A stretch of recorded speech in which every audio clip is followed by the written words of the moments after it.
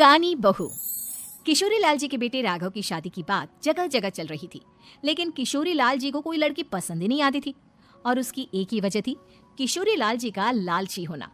उनको लड़की वालों से मोटा दहेज चाहिए था और इसी चक्कर में एक दिन वो एक बहुत पैसे वाले के घर अपने बेटे का रिश्ता लेकर पहुंचे। उस आदमी का नाम था ओम प्रकाश। देखिए किशोरी लाल जी, मेरी एक ही बेटी है और मेरी सारी संपत्ति जायदाद सब कुछ मेरी बेटी नैना का ही है। पापा, नाम से लगता है बहुत खूबसूरत होगी। कितना अच्छा नाम है ना, नैना। ओ वैसे बात तो सही है आपकी। अब इतना पैसा है, जमीन जायदाद है, इकलौती बेटी, आप भी क्या करेंगे? सब कुछ उसे ही देंगे ना। बिल्कुल ठीक पहचाना आपने। बस बेटी की शादी और सारी जायदाद उसके नाम। पापा, बिना देखे हाँ कर दीजिए ना। इतना अच्छा रिश्ता फिर कहाँ मिलेगा? माला माल हो जाएंगे हम। मैं अपनी बेटी को बुलाता हूँ। अरे नहीं नहीं नहीं नहीं, आपकी बेटी का नाम नैना है, सुनकर ही लगता है बहुत सुंदर होगी। रहने दीजिए अंकल, मैं तो आपकी बेटी के नाम से इतना खुश हो गया हूँ कि उसे बिना देखे शादी करने को तैयार हूँ। अब तो मैं उसका चेहरा सीधे शादी के बाद ही देखूंगा। और इस तरह राघव नैना का चेहरा नहीं देखता और उससे शादी कर लेता है। शादी के बाद अपनी सुहाग रात पर जब राघव नैना का घूंघट उठाकर देखता है तो नैना की आंखें बंद थी। कितनी खूबसूरत हो तुम नैना, जरा अपनी आंखें खोलकर मेरी तरफ देखो तो सही। नहीं, मुझे शर्म आती है। अरे मैंने तुम्हें शादी से पहले भी नहीं देखा, और अब अगर तुम आंखें खोलकर मुझे देखोगी भी नहीं तो मुझे अच्छा कैसे लगेगा? इससे पहले कि नैना अपनी आंखें खोलकर राघव की तरफ देखती, अचानक से लाइट चली गई और राघव नैना को पूरी तरह से देख भी नहीं पाया। अगली सुबह नैना राघव के लिए नाश्ता बनाकर लेकर आई। अरे ये क्या, आधा पराठा सेका हुआ है और आधा बिल्कुल कच्चा। ये तुमने क्या किया नैना? बहू, तुमने क्या आधा पराठा तवे से नीचे लटका कर रखा था जो आधा सिका है और आधा कच्चा? मुझे जितना दिखेगा उतना ही तो सीखूंगी ना पापा जी। जहाँ जहाँ मुझे नजर आ रहा था वहाँ मैंने सीख लिया, और जहाँ जहाँ नहीं दिखा वहाँ कच्चा रह गया होगा। इसका क्या मतलब है? ये कैसा मजाक कर रही है तुम?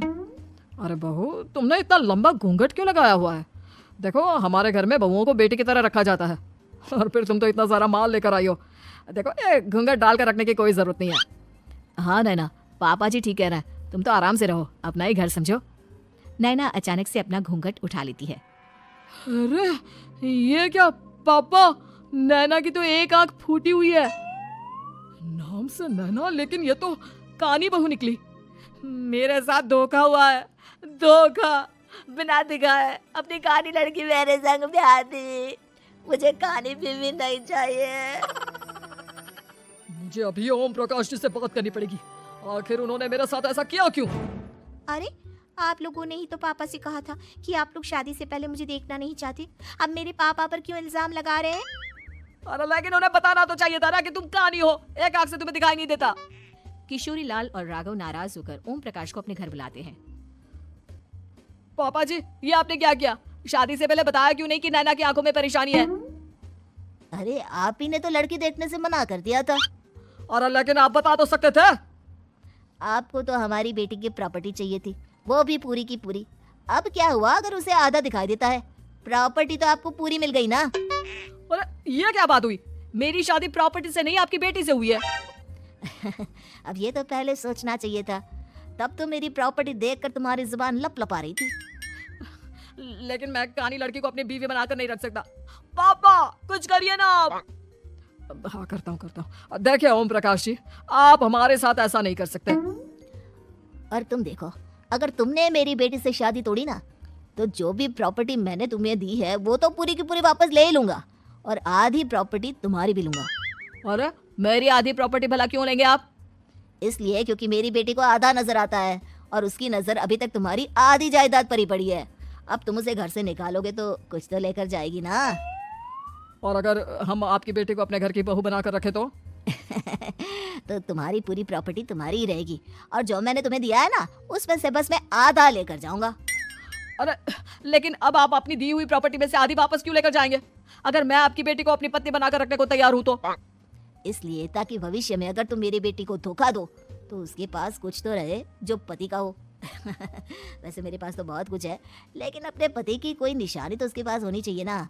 अब अगर तुमने मेरी बेटी को कानी कहा तो तुम्हें प्रॉपर्टी भी कानी ही मिलेगी, पूरी नहीं। जमाए राजा। किशोरी लाल और राघव समझ चुके थे कि वो बुरी तरह फंस चुके हैं और अब उनके पास वहां से निकलने का कोई चारा नहीं है।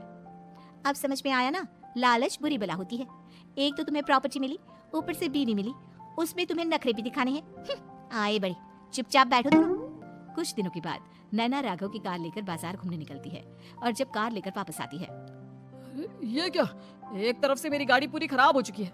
लगता है तुमने मेरी गाड़ी को किसी दूसरी गाड़ी के साथ एक्सीडेंट किया है। अरे अरे, कितना बड़ा नुकसान कर दिया तुमने बहू। वो क्या है ना पापा जी, मुझे एक आंख से दिखाई नहीं दे रहा था, सामने से गाड़ी आ रही थी। मुझे तो सिर्फ आधा ही दिखाई दिया और वो गाड़ी मेरी कार से रगड़ते हुए निकल गई। अब मैं क्या करूं बताओ? अब इसे ठीक कराने के पैसे कौन देगा? तुम्हारे पापा। तुमने मुझसे इस तरह से बात की? अभी रुको। नैना राघव की शिकायत ओम प्रकाश को कर देती है। देखो राघव, अब जो मेरी आधी प्रॉपर्टी तुम्हारे पास थी ना, उसमें से आधी और मैं लेकर जाऊंगा, क्योंकि तुमने मेरी बेटी को डांटा। अरे नहीं पापा जी, गलती हो गई, माफ कर दो। गलती की तो कोई गुंजाइश ही नहीं। अगली बार मेरी बेटी को डांटा तो बची हुई आधी में से आधी और ले जाऊंगा। लालच के चक्कर में हम दोनों ने बहुत बड़ी गलती कर दी बेटा। एक तो तुम्हें कानी बहू मिली और ऊपर से जो माल मिला वो भी काना।